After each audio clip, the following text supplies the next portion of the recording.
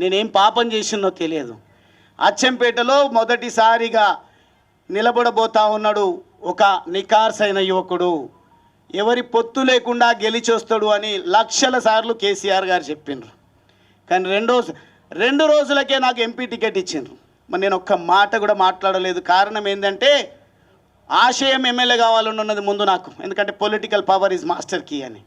కానీ వాతావరణం మాత్రం తెలంగాణ రాష్ట్ర ప్రజలు తెలంగాణ రాష్ట్రాన్ని కోరుకుంటున్నారని, తెలంగాణ రాష్ట్రం రావాలంటే పార్లమెంటులో బిల్లు పెట్టాలి, గర్జించాల్సింది పార్లమెంటులో అని నన్ను కొన్ని రెచ్చగొట్టే మాటలా ప్రోత్సహించే మాటలా నాకు తెలియదు. కానీ వాటన్నిటికీ ఏం టెంప్ట్ కాలేదు. నేను ఏ అవకాశం ఇచ్చినా ఇవ్వకపోయినా నేను సిద్ధంగా ఒక కార్యకర్తలాగా తెలంగాణ రాష్ట్ర సాధన కోసం పనిచేస్తా అని చెప్పి నేను ఎంపీగా పోటీ చేస్తే కేసీఆర్ గారు మహబూబ్ నగర్ నుంచి పోటీ చేసిండ్రు.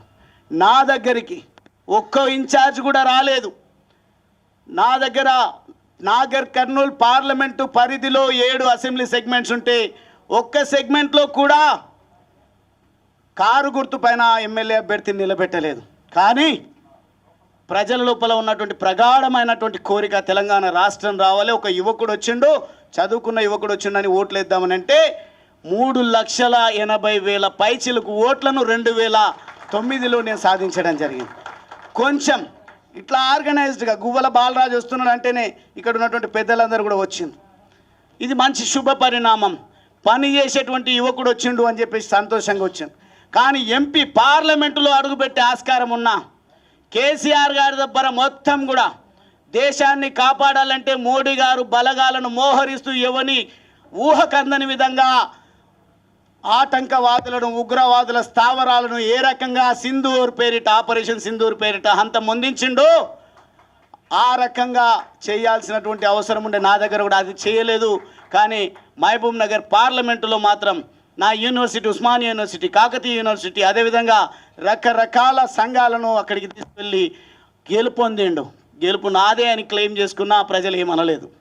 కానీ అదే పని నాతో కొంత ఒక 10% కూడా నాగర్ కర్నూల్లో ఎఫర్ట్ పెట్టి ఉంటే 31 సంవత్సరాల వయసులోనే పార్లమెంటులో అడుగుపెట్టే అవకాశం ఉన్నది. కానీ బాధపడకుండా పని చేసుకుంటూ పోతే 2014 ఎన్నికలు వస్తే మళ్ళా కూడా పెద్దలు రాములు గారు ఒక పార్టీలో మంచి నిబద్ధతతో పనిచేస్తున్నారు. పోటీ వీళ్ళకే పెట్టాలి.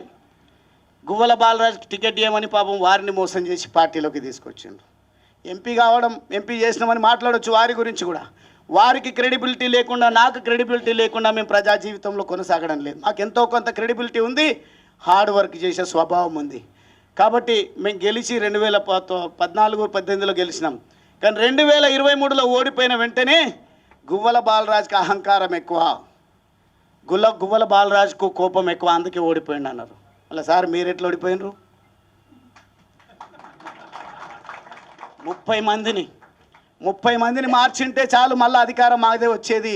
కానీ వీళ్ళకి అవకాశం ఇచ్చినామన్నారు. అంత త్యాగం ఎందుకు నాయన? మళ్ళీ మీ ఓటమికి కారణాలు ఏంది? అవకాశం ఇచ్చిన భిక్ష అని మాట్లాడుతున్నారు. టీఆర్ఎస్ ఎల్పీలో చర్చించేటప్పుడు ఒక విషయం ప్రస్తావనకు వచ్చింది. దళితుని సీఎం చేస్తాన్నాడు, దీని గురించి ఏందని చెవులు కొరుక్కుంటుంటే నేను లేచి ఒకటే మాట మాట్లాడినా.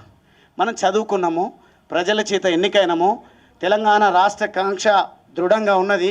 వచ్చిన తెలంగాణను నవ్వెటోడి ముంగట జారిపడ్డట్టుగా ఉండొద్దు అంటే అపారమైనటువంటి అనుభవం ఉంది. తెలంగాణ రాష్ట్ర సాధన ఉద్యమానికి నాయకత్వం వహించిండ్రు. కేసీఆర్ గారు ఎన్నికల బహిరంగ సభల్లో ఇక్కడ కూడా ప్రస్తావన అదే వారు చేసినటువంటి మేనిఫెస్టోలో లేదు, లేదంటే ప్రసంగాల్లో ఎన్నికల టైంలో లేదు, మిగతా సందర్భాల్లో అది వేరు మాట.